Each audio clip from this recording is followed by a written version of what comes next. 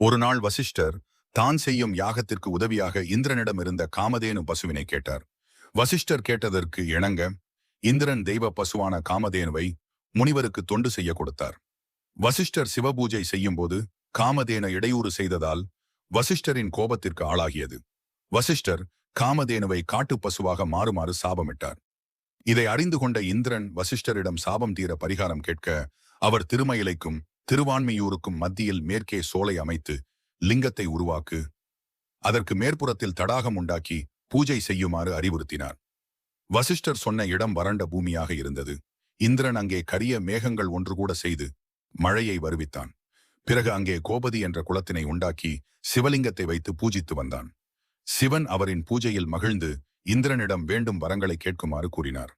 இந்திரன் காட்டுபசுவான காமதேனு மறுபடி அதன் பழைய உருவமும் சக்திகளும் பெற வேண்டும் என்று கேட்கிறார். இந்திரன் கேட்டபடியே காமதேனுவை கொடுத்த சிவபெருமான், இந்திரா, உன் கட்டளையால் கருமேகங்கள் சூழப்பட்டு கார் மழை பொழிந்து குளிர்வித்ததால் இப்பகுதி காரணி என பெயர் பெறும். அதேபோல் நீ பூஜித்த லிங்கம் காரணீஸ்வரர் எனவும் அழைக்கப்படும் என்று கூறி மறைந்தார். இப்படி ஒரு புராண நிகழ்வு நடந்த கோவில் எங்கிருக்கிறது என்று தெரியுமா?